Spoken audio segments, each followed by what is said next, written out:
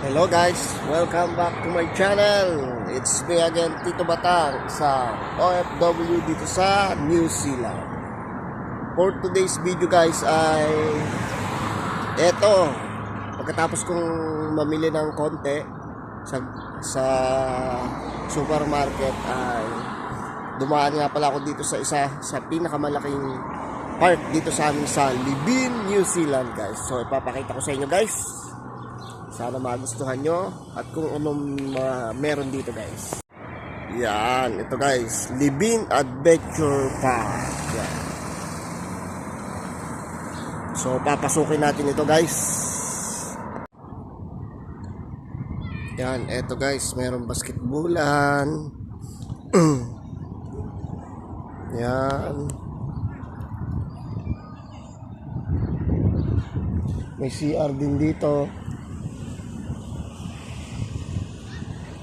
Parang merong maliit na train dito guys. Oh. Meron kasing yan, rail train na maliit. Oh.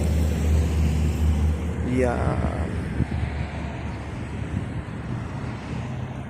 Dito sa amin sa Libin, New Zealand.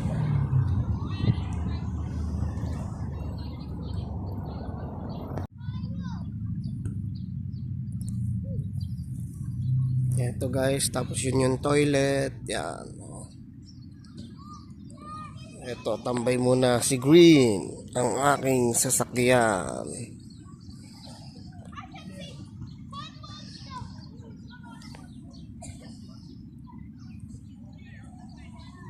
Tabing highway lang ito guys.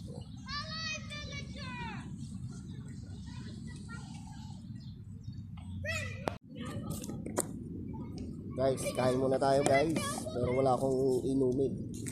Ito lang.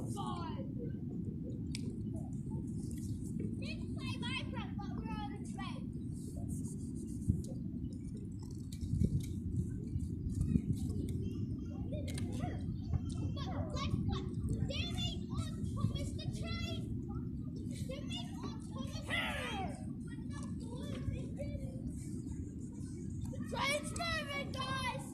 Now or never! It's stopping. It's moving! It's moving! Wait! Wait! Come over here or you're gonna fall!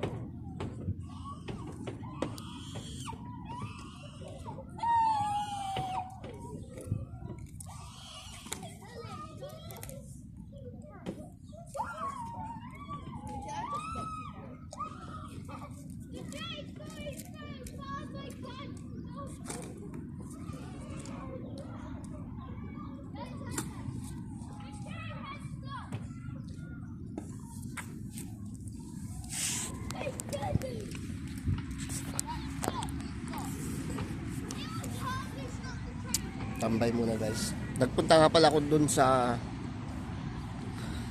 isang pet shop dito guys sa amin.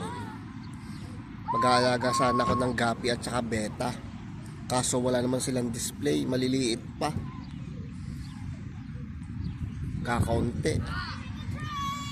Ang isang nga pala guys nun ay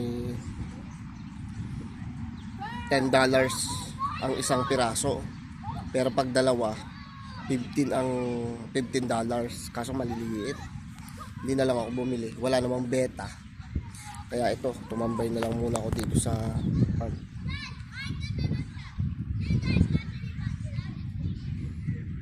Tambay, mamaya uuwi na.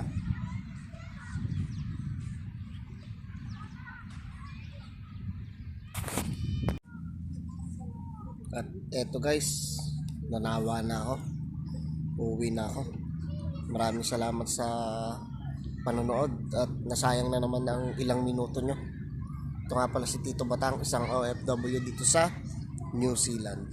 Please subscribe, like, comment po sa aking YouTube channel. Rock and roll guys. Thanks po.